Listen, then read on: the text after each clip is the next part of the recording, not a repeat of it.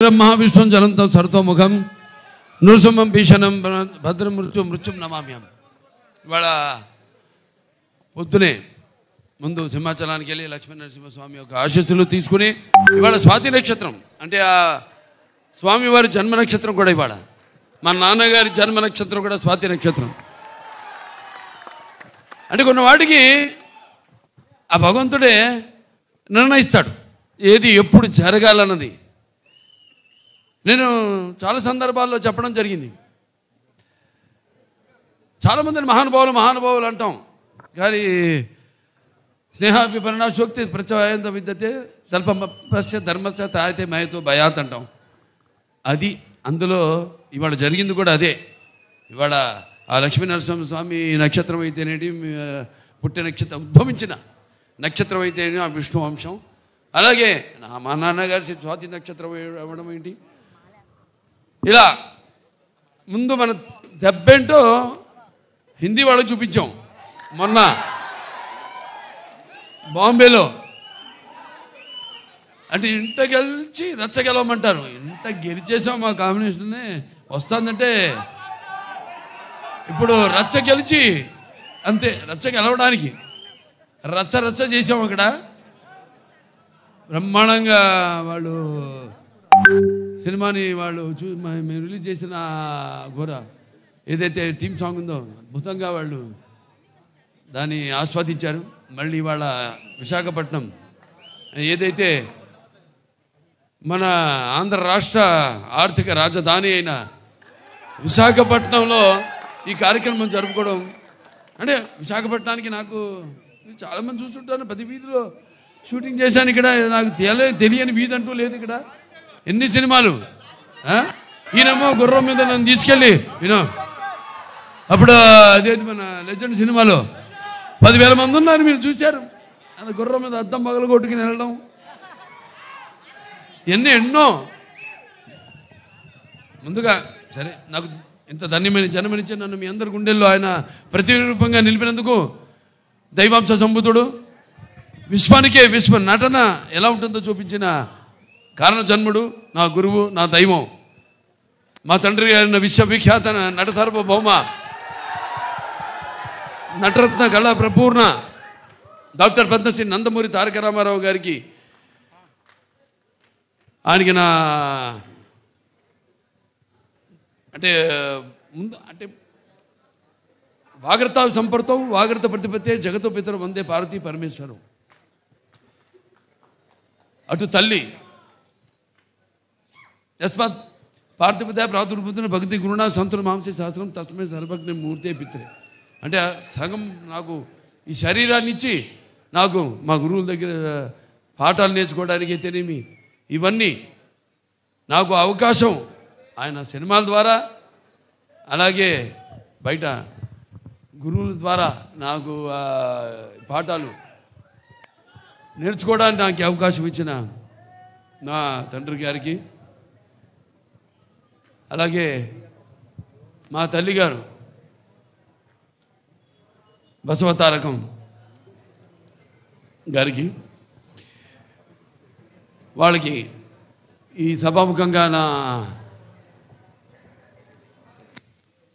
ధన్యవాదాలు తెలియజేసుకుంటూ ఇప్పుడు మన సినిమా విషయానికి వస్తే తాండవం అఖండ తాండవం మొదటి సినిమా భాగం చూశారు మీరు. ఆనాడు ఆ కోవిడ్ పరిస్థితుల్లో ఆ పాండమిక్లో చిత్రం విడుదల కావడం మొట్టమొదటి భారతీయ చిత్రం. అసలు జనం వస్తారా రారా థియేటర్ కన్నా పరిస్థితుల్లో ఆ సినిమాను విడుదల చేయడం, దాని తర్వాత అది ఘన విజయం సాధించడం, అందరికీ ధైర్యం రావడం, వాళ్ళు కూడా వాళ్ళ సినిమాల్ని విడుదల చేయడం, మన వాళ్ళే కాదు యావత్ భారతదేశపు చలనచిత్ర పరిశ్రమ కూడా వాళ్ళ సినిమాలన్నీ ధైర్యంగా వాళ్ళు విడుదల చేయడం జరిగింది. ఇవాళ మళ్ళీ అఖండ తాండవంతో మేము ముందుకు వస్తున్నాం. చూసాక పాట ఎలా ఉంది?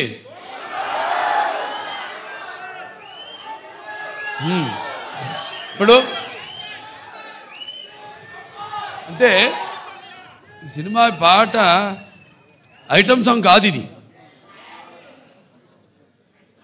ఈ సినిమాలో ఈ పాట అనేది ఒక మంచి కుటుంబం వాళ్ళు జరుపుకుంటున్న ఒక పండగలో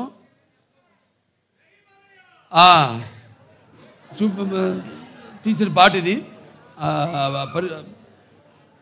సో ఈ సినిమా చూస్తారు మీరు. ఈ పాటే కాదు, సినిమాలో మా సంయుక్త మెనన్ ఆవిడ పాత్రను చూస్తారు మీరు. పాటలో గ్లామర్ చూశారు. ఇప్పుడు ఆవిడ రేపు సినిమాలో ఆవిడ పాత్ర ఎంత అద్భుతంగా ఆ పాత్రకు, అంటే మన దర్శకులు బోయపాటి శ్రీను గారు మరి ముత్యాలు ఏటుపాలుగా దొరికితే చూడడానికి ఎంత అందంగా ఉంటాయో అంత అందంగా నటినట్టు నుంచి భావాల్ని రాబట్టగలిగిన దర్శకుడు మా బోయపాటి శ్రీను గారు. అంత బాగా బ్రహ్మాండంగా ఆ పాత్రను రచించి అంత అద్భుతంగా ఆవిడలోంచి ఆ హావభావాల్ని ఆ పాత్ర చూస్తారు రేపు మీరు. ఎంత అద్భుతంగా ఆవిడ కూడా నటించి ఎంత బాగా ఆ పాత్రకు న్యాయం చేసిందో. అలాగే మా భాను మాస్టర్ గారు ఉన్నారు ఇక్కడ. ఏది మన అక్కడ జయబాలయ్య పాట, ఇప్పుడు మళ్ళీ ఈ పాట చాలా అద్భుతంగా ఆయన కంపోజ్ చేయడం జరిగింది. మూమెంట్స్ అన్నీ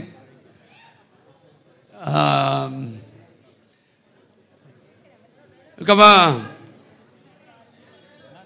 మ్యూజిక్ డైరెక్టర్ నందమూరి తమన్ నాకు చెప్పక్కర్లేదు, అది ఆయనే చెప్తాడు. ఆయన చెప్తేనే బాగుంటుంది.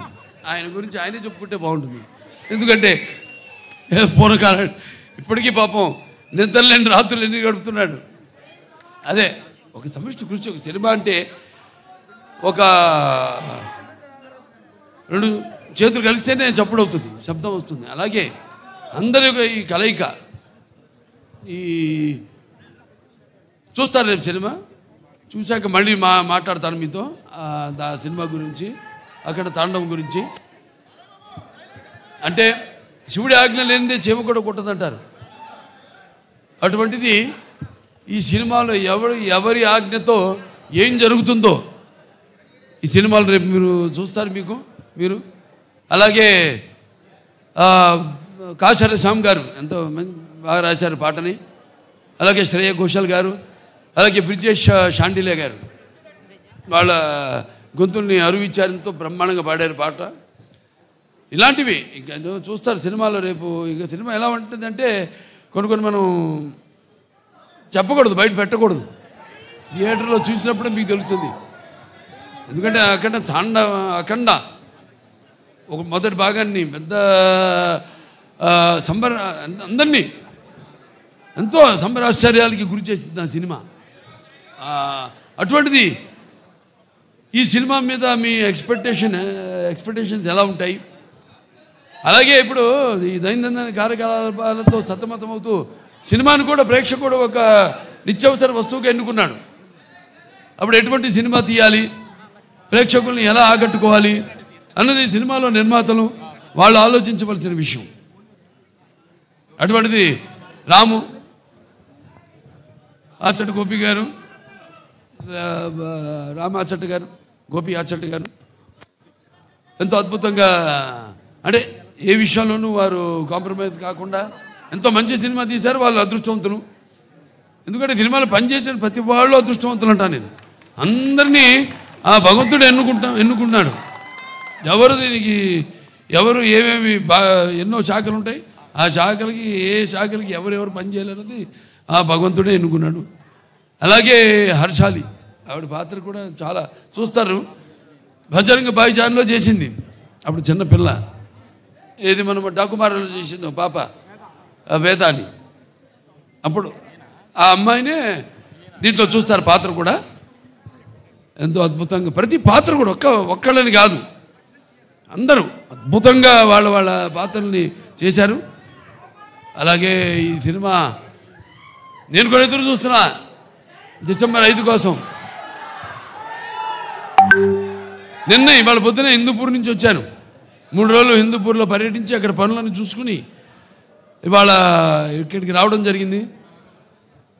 మళ్ళీ ఇక ఈ సినిమా మొదటి ఫంక్షన్ అక్కడ చేయడం. ఇది కేవలం తెలుగు సినిమా కాదు, ఇది మన భారతీయ అంటే సనాతన హైందవ ధర్మం అంటే దాని ఒక శక్తి, దాని యొక్క గౌరవం, అలాగే దాని యొక్క పరాక్రమం ఏంటో ఈ సినిమాలో చూస్తారు మీరు.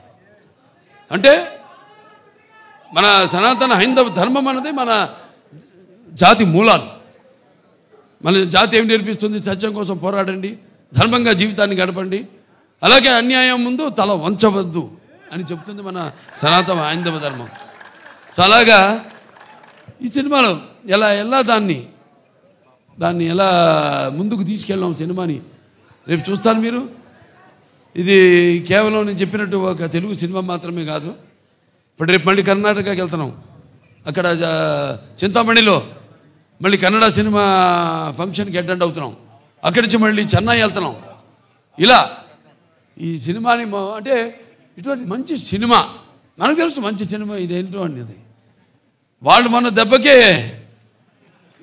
తిరిగిపోయింది వాళ్ళకి.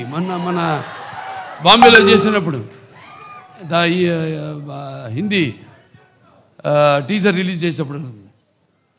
సో ఈ సినిమాని అఖండ టైటిల్ సాంగ్, అలాగే అందరికీ చూస్తారు. సినిమా అయిన తర్వాత మళ్ళీ మాట్లాడతాను. సో ఈ సినిమాని ఇక్కడ డిస్ట్రిబ్యూట్ చేస్తున్న సతీష్ గారికి డైలాగ్ చూస్తారు కదా, అంతే ఈ సినిమా. అలాగే బాబు, ఓ సందర్భం వచ్చింది. అదే మీరు లెజెండ్ గురించి మాట్లాడారు. మన లెజెండ్కి ప్రొడ్యూసర్స్ వీరే బాబు, వీరే. అలాగే బ్రదర్ ఒక ఇన్సిడెంట్ చెప్పాలి, అది చెప్తాను బాబు.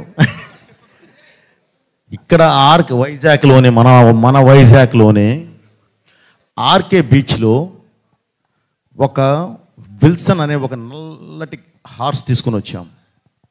అది చెన్నై నుంచి వచ్చింది, మోస్ట్ పవర్ఫుల్ హార్స్. దానిలో ఆర్కే బీచ్ ఒడ్డున మనం ఒక కాఫీ డే వేసి, బాబు ఇప్పుడు మనకు సంబంధించిన విలన్ వాడు అలా వెళుతున్నాడు, అసలు ఎలా వెళ్ళాలంటే AK-47 గుద్దితే వాడు కింద పడాలి అన్నాను. అని అంటే సరే వెళ్దామండి, ఎలా వెళ్దాం అన్నాడు.